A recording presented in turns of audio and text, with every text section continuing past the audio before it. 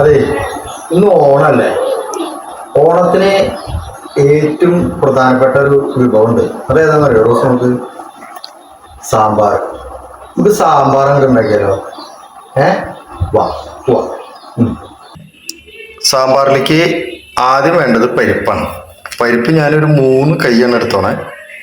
അതുമാതിരി മല്ലിപ്പൊടി, മുളക് പൊടി, ഇത് സാമ്പാർ പൊടിയാണ്, ബ്രാഹ്മിൻസിന്റെ സാമ്പാർ പൊടി, കുറച്ച് ഉലുവപ്പൊടി, കടുക് നമുക്ക് അവസാനം പൊട്ടിക്കാൻ വേണ്ടിയിട്ട് കേട്ടോ. പിന്നെ വേണ്ടത് വെണ്ടയ്ക്ക, മുരിങ്ങക്കായ.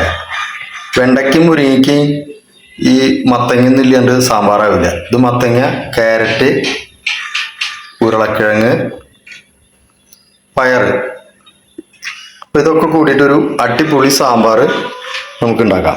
ഓക്കെ, ഈ സാമ്പാർ ഉണ്ടാക്കണൊക്കെ മുന്നേ നമുക്ക് കുറച്ച് പുളി വെള്ളത്തിലിട്ട് വയ്ക്കാം കേട്ടോ.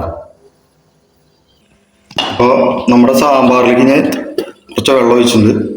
പരിപ്പ് നന്നായി കഴുകി വൃത്തിയാക്കി പരിപ്പ് ഇട്ടിട്ടുണ്ട്. ഒരു 3 കൈ, അത് ഓരോരുത്തരുടെ അളവിനിടാം. 1 സ്പൂണ് ഉപ്പ് ആദ്യം തന്നെ ഇടുന്നുണ്ട് കേട്ടോ. ഇത് നമുക്ക് 1 ഫിസില് വരണവരെ വെയിറ്റ് ചെയ്യാം. അതുപോലെ തന്നെ നമ്മൾ മുരിങ്ങക്കായ സെപ്പറേറ്റ് ആണ്, ഒന്ന് വേവിച്ചിട്ടാണ് സാമ്പാറിലേക്ക് ചേർക്കുന്നത്. എല്ലാ കഷ്ണത്തിൻ്റെ മേലെ അല്ല മുരിങ്ങയുടെ വേവ്. അപ്പോൾ അതുകൊണ്ട് അതൊന്ന് വേവിച്ചിട്ടാണ് നമ്മൾ ഇതിലേക്ക് ചേർക്കുന്നത് കേട്ടോ. അതുപോലെ തന്നെ നമ്മുടെ വെണ്ടക്കായ, തക്കാളി, ഇതൊന്ന് നമ്മളൊന്ന് വഴറ്റിയിട്ടാണ്. ഒന്ന് വഴറ്റി കഴിഞ്ഞാൽ നല്ലതാണ്. അല്ലെങ്കിൽ അത് അതിൽ കിടന്ന് ആകെ ഉടങ്ങി നാശപ്പെടുത്തി വെണ്ടക്കായൊക്കെ സാമ്പാറിൽ. അപ്പോൾ അതൊന്ന് വഴറ്റിയിട്ട് നമ്മൾ അതിലേക്ക് ചേർക്കാവും നന്നാവുക. നമ്മുടെ കുക്കറിൽ വിസിൽ വന്നിട്ടില്ല. നമ്മൾ പരിപ്പ് ഇടുമ്പോൾ അതിനോട് കൂടിയിട്ട് ഒരു കഷ്ണം കായം ചേർത്തിട്ടുണ്ട്. എൽജിയുടെ കായാണ് നമ്മൾ ചേർത്തത്. കായില്ലാണ്ട് എന്ത് സാമ്പാർ അല്ലേ? അപ്പോൾ എൽജിയുടെ കായം ചേർത്തിട്ടുണ്ട്. അപ്പോൾ അത് ഞാൻ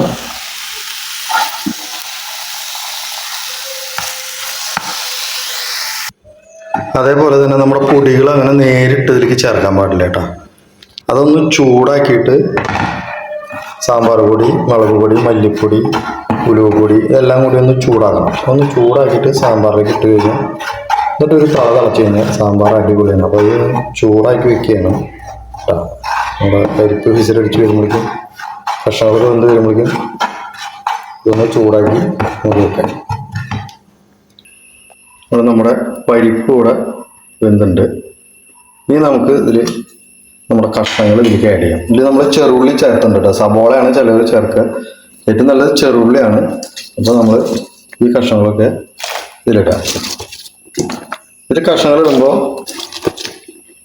1 സ്പൂൺ കൂടി ഉപ്പ് നമ്മൾ ഇതിൻ്റെ കൂടെ ആഡ് ചെയ്യണം. നമ്മൾ പുളി പിഴിഞ്ഞ് ഒഴിച്ചിട്ടില്ല. ഈ കഷ്ണങ്ങളൊന്ന് വെന്തതിന് ശേഷം പുളി പിഴിഞ്ഞ് ഒഴിച്ച് പൊടികളൊക്കെ ഇടാം. അങ്ങനെ നമ്മുടെ സാമ്പാർ നന്നായി കഷ്ണങ്ങളൊക്കെ വേവായിട്ടുണ്ട്. ഓക്കെ, ഇതിലേക്ക് നമ്മൾ പുളി പിഴിഞ്ഞത്, പൊടി, മുരിങ്ങക്കായ, വെണ്ടക്കായൊക്കെ നമുക്ക് ഇതൊക്കെ വേവായതാണ്, കംപ്ലീറ്റ് വെന്തിരിക്കുന്നതാണ്. അപ്പോൾ അതൊക്കെ കൂടി ചേർത്ത് നമുക്കിതിൽ മിക്സ് ചെയ്യാം. അപ്പോൾ നമ്മുടെ സാമ്പാർ ഏകദേശം റെഡിയുണ്ട്. ഇത് നമ്മൾ മിക്സ് ചെയ്തിട്ടുണ്ട്. ഇനി ഇത് നന്നായി ഒന്ന് തിളച്ചിട്ട് നമുക്കിത് കടുക് കൂട്ടി ചേർക്കാം. ഈ സമയത്ത് തന്നെ നമുക്ക് കുറച്ച് വേപ്പില ആഡ് ചെയ്യാം കേട്ടോ. നല്ല ആ സാമ്പാറിൻ്റെതായൊരു മണം വരിക. അപ്പോൾ എല്ലാം ഓക്കെ. നമ്മുടെ കടുക് പൊട്ടി കഴിഞ്ഞു. ഇത് താളിക്കാം. ഇതെടുത്ത് ചെയ്യുമ്പോൾ പ്രത്യേകം ശ്രദ്ധിക്കണം, കയ്യിലേക്ക് ആവി വരും. അപ്പോൾ നമ്മുടെ സാമ്പാർ റെഡി. ഇതിൽ ഉപ്പൊക്കെ ഉണ്ടാകുന്ന നോക്കുക. ഉപ്പ് കുറവുണ്ടെങ്കിൽ ഉപ്പിടുക.